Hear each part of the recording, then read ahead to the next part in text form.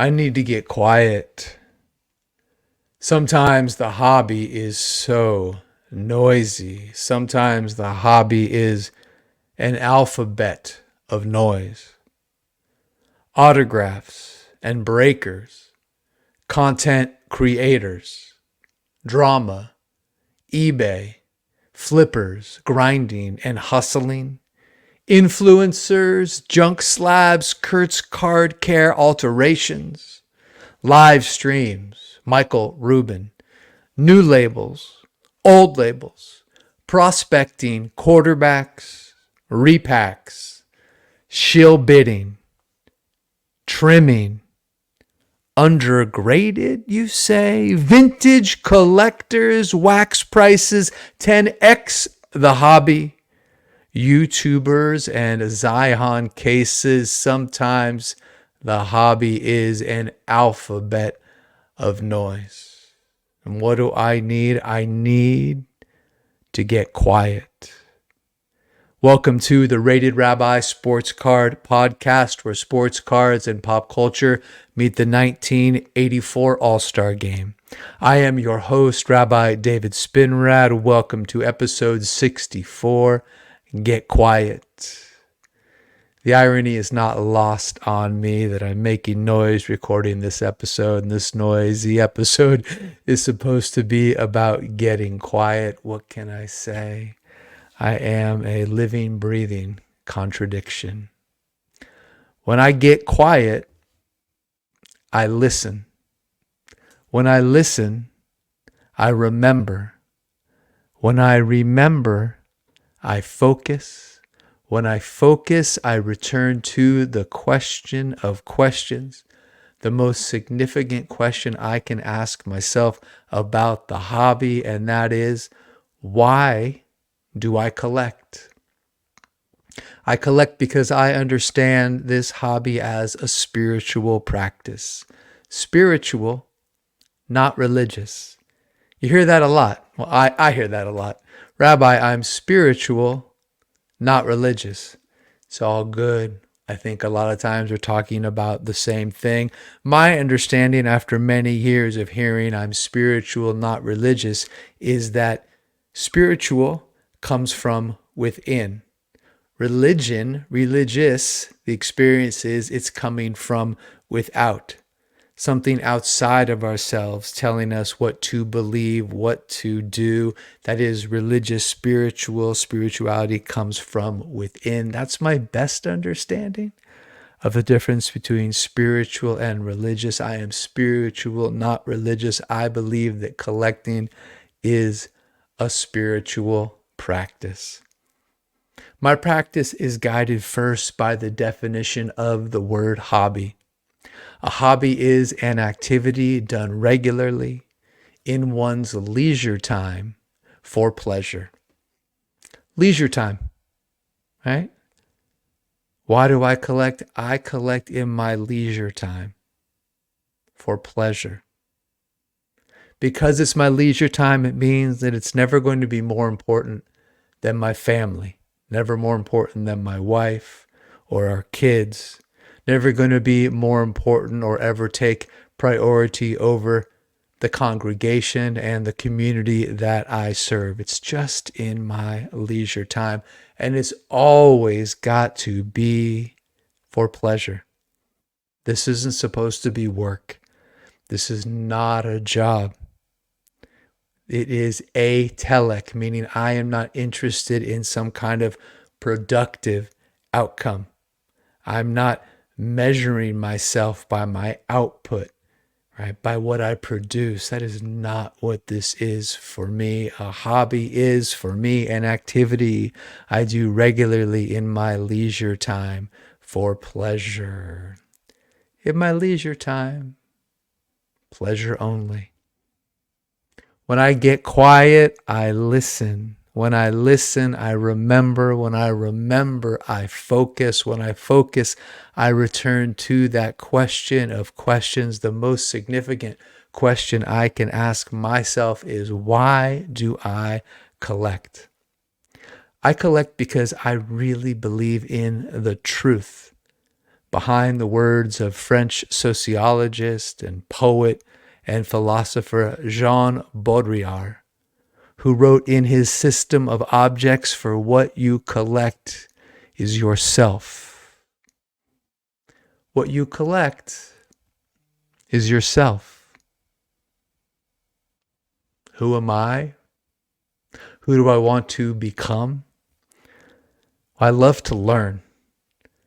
I love learning about the history of the cards, the history of the hobby, and the history of the games represented, football and baseball and basketball.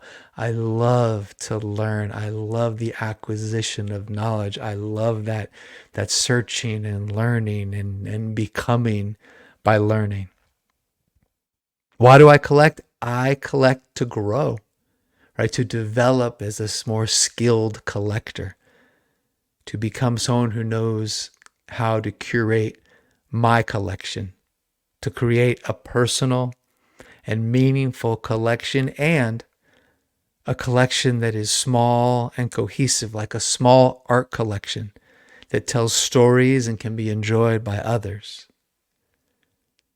Why do I collect? I collect because I want to practice discipline. I want to develop patience. I collect because I want to enjoy the experience of appreciation for what I have and experience the joy of desire, but not be ruled by my passion.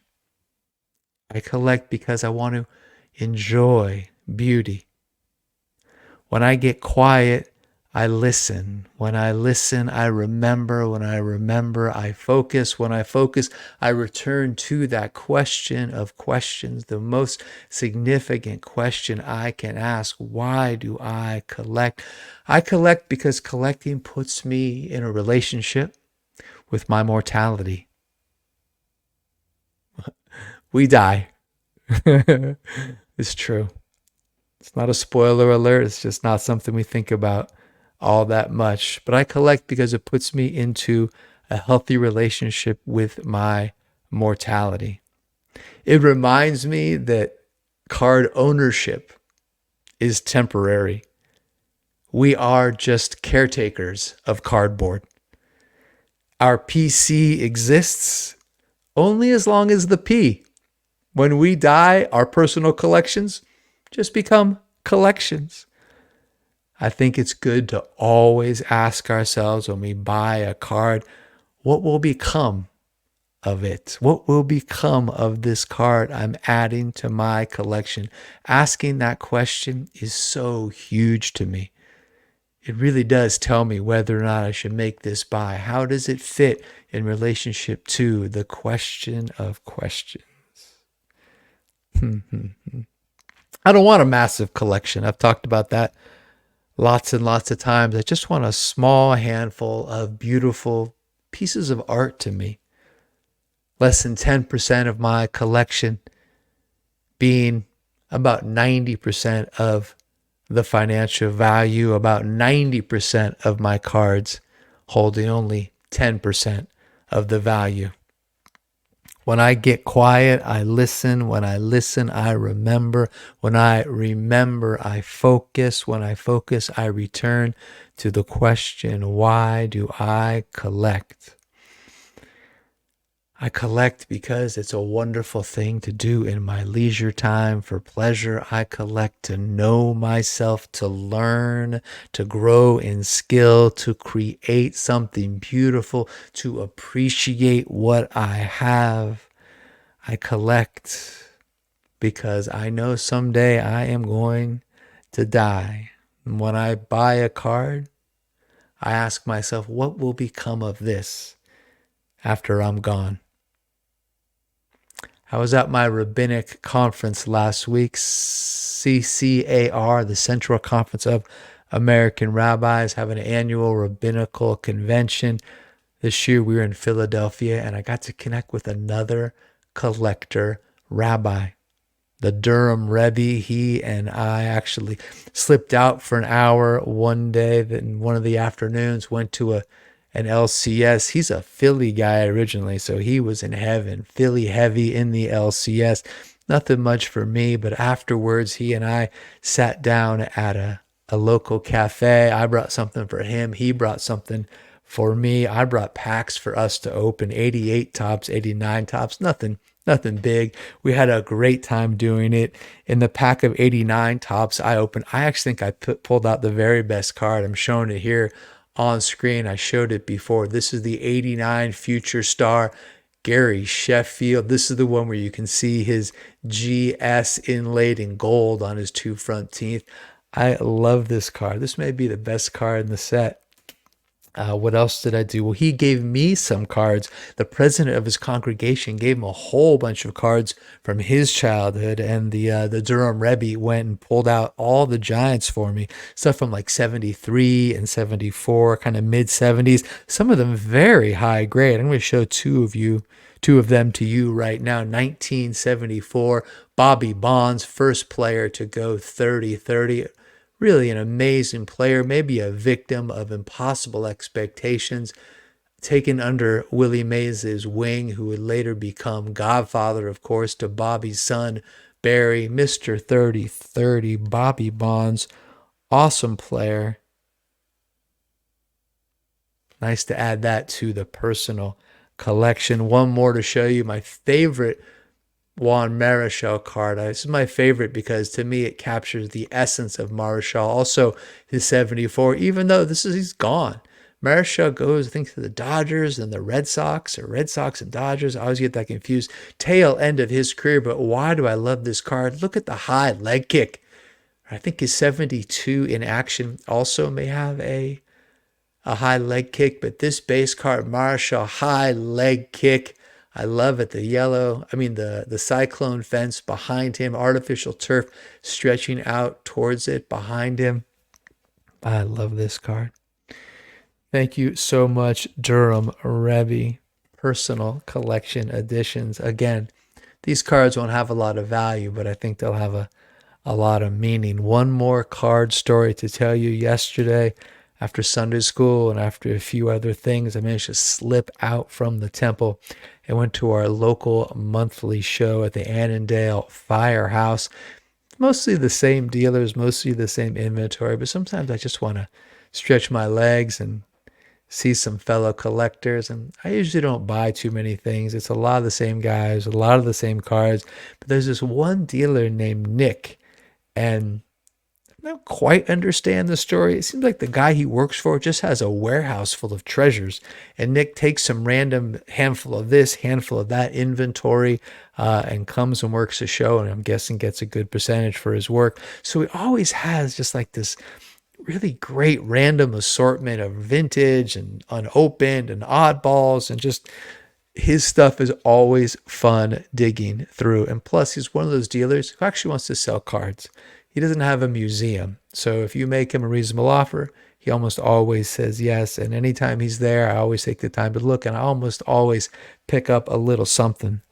I was just about to leave, and I stopped by his table, and in his display case, he had a little stack of tobacco cards, and they weren't highly conditioned. I asked him about them. He had a stack that he got from something after a fire. I didn't quite understand how he ended up with them, but he had a stack of, these are T212, T212s, Obak, 1909 to 1911. They look very much like T206's, same size, same company, I believe, but Obak made cards of the Pacific Coast League and the Northwest League, so minor league cards. The card I'm showing you here is a 1910 is when it was produced. Obak card of Kid Mohler for the San Francisco Seals. What a super cool card. Has like a little bit of soot on top, but that's fine. Wow, the registration is crystal clear on this bad boy, beautifully centered. I love this card. And best of all, Nick was asking 15. I offered him 5, and he took it. That's the kind of dealer I come back to again and again and again. $5 for a card that was produced in that was produced in 1910, 114 years ago. Obak. Let me show you the back of it. Really nice card. So who is this guy, Kid Mohler? Kid Mohler almost entirely played in the minor leagues, had a real long career, played from 1890 through 1914, managed to play just 3 games in the major leagues, 1894 for the then National League Washington Senators, just 3 games, but played 24 seasons of professional baseball from 1905 to 1912. He was a member of the San Francisco Seals, who played their games at that time at Recreation Park. If you know San Francisco, Rec Park is actually in Golden Gate Park, not too far from Lincoln Boulevard. In fact, as you're driving through the inner Sunset and you look, I think the street might be 9th, you can look and you see a baseball field there. It's just to the west of Kezar. That's the old Rec Park. So this guy Mohler would have played for the San Francisco Seals 1905 to 1912, played at Rec Park, which was heavily damaged in the Great Earthquake, the San Francisco earthquake, April 18th, 1906. They had to play in Oakland for that season because there was so much damage done to the ballpark. Kid Mohler. What else do you not know about Kid Mohler? Well, you never heard of him until about 2 minutes ago. Kid Mohler still holds the professional baseball player, so not major league, but all professional leagues, holds the record for most games played at second base, 2,871, and is second in all-time stolen bases among minor leaguers with 769. Never really got a shot in the show. He was a little guy, measured about 5'4". But more interestingly, he was a left-handed second baseman. I found some great stories about him on the Sabre website. Apparently, he was a great second baseman. Because he was a lefty, he used to position himself more in the hole, which meant he could, feel the backhand feel the ground ball between first and second, and without breaking stride, make the play. So he positioned himself in the hole. Another story, they say it was the greatest play anyone ever saw. Those who saw it, he ranged deep behind second base to the edge of the outfield grass, scooped the ball with his, the glove was on his right hand, scooped the ball and flipped it over his head to the shortstop covering to get the force out at second.